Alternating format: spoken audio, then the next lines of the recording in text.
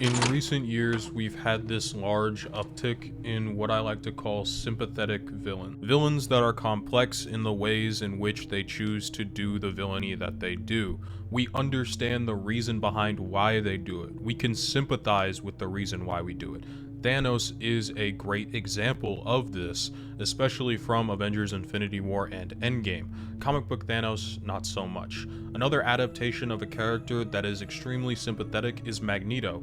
Now, while I don't inherently think there is anything wrong with sympathetic villains, as a matter of fact, I love them, especially from a literary analysis standpoint. It is nice to try and dig into the past of some of these villains. One of my favorites that I already did a video on not too long ago was Killmonger. He was one of my favorite villains to dig into, but the problem is when all you're given are sympathetic villains, when it's the only thing you really get to see, sometimes you just want to see pure evil, and sometimes you just want the bad guy to be bad, and I think moviegoers forget that sometimes. Pure evil can sometimes make the greatest villains. There is no God! That's why I stepped in!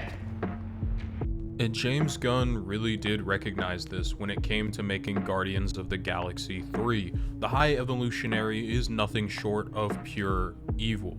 This dude is narcissistic, egotistical, and has a severe god complex. The High Evolutionary believes that every single time he is out there creating one of his creations, he believes it to be a step towards perfection. He believes he is perfecting the natural world around him, when in reality all he is doing is simply harming the beings he either creates or simply just destroying the natural order of things. The High Evolutionary is nothing short of one of the worst villains we've seen in the MCU. He straight up mutilates animals, he mutilates humans, he plays with genetic engineering, all for the benefits and pleasures of himself. He cares very little for anything, not even his own creations. All that matters to him is continuing to make things quote-unquote perfect. James Gunn did a really good job of setting up his villainy, taking one of the previous villains throughout the past two movies now that we have seen be built up, that being the Golden High Priestess, and taking her and reducing her to nothing more than an experiment that he ran for his own creation, his own gratification. And in this scene, they make him extremely menacing just with the way in which he decides to manhandle Aisha. It honestly made me uncomfortable watching this scene. A lot of the High Evolutionary scenes in this movie made me extremely uncomfortable. Chukwudi Iwuji truly put on an Oscar-worthy performance in this movie. Man, I really hope I got his name right. But what exactly makes the High Evolutionary such a good villain? What separates him from just regular pure villainy? For example, Stane was just pure evil. Obadiah Stane was run by greed and the want and need to be a better businessman. Now, while Stane did really play a good reflection for Tony, a vision of what he could become if Tony was only obsessed with money, Stane at the end of the day wasn't much down past the surface. He was pretty much just a blank slate evil that we all wanted to root against. He wasn't particularly menacing, he wasn't particularly deep, he was just a villain. But there's something interesting about the High Evolutionary, that he sort of changes the way in which we perceive what pure evil villainy can look like. In comic book movies specifically, I don't want to speak on any other genres because I'm not too well versed in them, to be honest. The High Evolutionary actually has some real depth to him as a character, and we see that a lot through Rocket's flashbacks of what it was like to be experimented on by him and also to be taken in through his care. The High Evolutionary is truly deluded in the sense that he believes he is God and that he is perfecting everything around him. It's honestly unnerving how much he believes in it. An imperfect clump of biological matter such as you, and transform it into something perfect. And if you take all of that, he's already an extremely unnerving villain. He's already extremely evil, and we're already rooting against him. But James Gunn goes on to add another layer to the character. This is mostly shown through Rocket Raccoon's flashbacks. The High Evolutionary is a stand-in for abuse, whether that be an abusive partner or an abusive parent. He does this stand-in ridiculously well, to the point that it's unnerving. You see him start by basically glazing Rocket. He believes it to be his best creation ever. He believes in Rocket, and he is very invested in making Rocket feel welcome and good. But the second Rocket does anything wrong, the second Rocket doesn't follow every single instruction to the letter, he loses it and goes off on Rocket completely, abusing the poor animal and abomination, in his words, that he created. It's almost as though you must walk on eggshells when you are around the High Evolutionary. He is completely unstable, and it's something that I myself have had to do in the past, and so this truly resonated with me on a deeper level when I had to watch the High Evolutionary act the way in which he did. It honestly brought up a few uncomfortable memories for me just watching the movie. And he only seems to get more and more unhinged as the movie goes on, as we start to peel back the layers of what he truly is.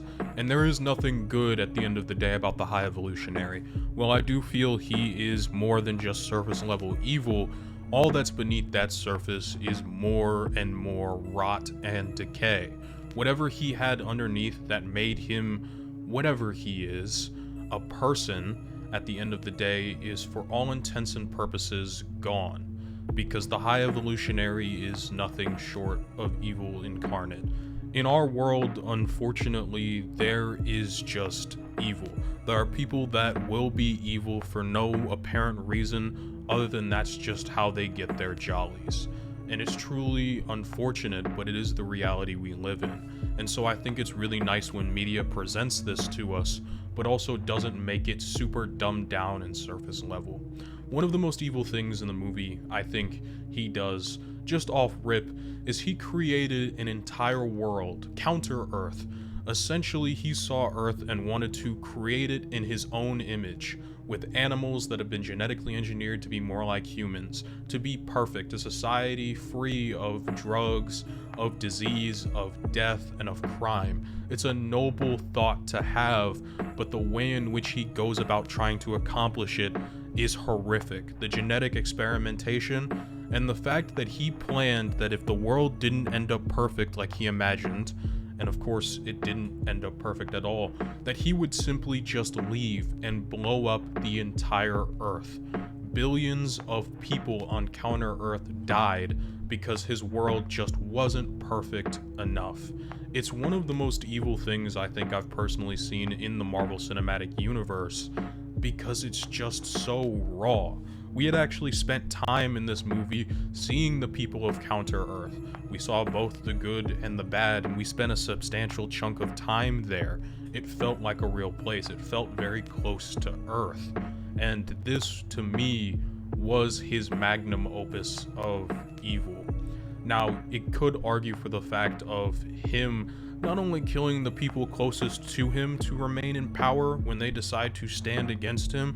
You could argue for the genetic experimentation of Rocket. That is definitely evil. But I think him blowing up Counter-Earth was the most evil. And all of this, in the end, is what made his downfall so satisfying to watch. You see as he slowly gets unpeeled and unfurled at the seams, and how he starts to fall apart throughout the movie, how his own people start to turn against him, how the Guardians are able to quickly make progress to defeating him, and as we see more and more throughout the film, he just continues to lose it. That semblance of control he once cared so deeply for is gone, all being unraveled by a creature that he thinks is unworthy, that he thinks shouldn't even exist, and is his own fault for creating. It just makes it all the more satisfying when Rocket not only frees a majority of his subjects that have been experimented on or are going to be experimented on, but also at the end of the day gets to defeat his abuser. It's one of the most cathartic scenes in the MCU, and I think it was done wonderfully. Freakish little monster! How dare you think you are more? 8, 9, P, 1, 3! The name's Rocket. Rocket Raccoon. I also think it's a nice bit of symbolism that at the end of the movie he has his false face peeled away, and it shows nothing but the scarred underness that remained. He looks just as ugly now on the outside as he is on the inside. It's just nice little symbolism that I enjoy looking at. Now, I didn't really talk about Rocket in this video because I think he deserves his own deeper look that goes all the way back to the first movie. But the High Evolutionary is someone I've been wanting to cover for a long time. I wanted to take a look at how we just need evil. I've actually wanted to cover this since I watched the movie. It just kind of ended up on my idea board for way too long, and I think that's unfortunate, as I kind of have been wanting to cover this for a while. Now, this was supposed to be a Static Shock video for you guys today, but honestly, I've been a little overwhelmed with some of the changes that are coming into my life, and so I decided that I would finally check this one off the list, and I really feel good doing so. It's kind of nice to go back and just make some of these shorter videos that I've had on the idea board for a while. Now, I also did go out and get a brand new microphone setup, so I'm really hoping that this sounds good because it's the first time I'm using this, and if it doesn't, I'm gonna, I don't know, I might cry. It was a lot. Regardless, thank you all for taking the time to watch this video. If you've made it all the way to the end of the video, a like would really go a long way to helping this video out. So if you like the video, leave it a like. If you dislike the video, please leave a dislike and then tell me down below in the comments why you didn't like the video. As well, you can subscribe, it's free, and you can always unsubscribe later. And I also do offer a Patreon in which you can see these videos both early and completely unedited for $1 a month, but don't feel as though you have to join the Patreon. As well, I do shout out my $5 and above patrons, so right now let's go ahead and give those shout outs, starting with MC Bomb 27, Donovan Gomez, Dakota Rawson, Golden Boy 420, and Shane Cash. So thank you all so much and have an absolutely fantastic day.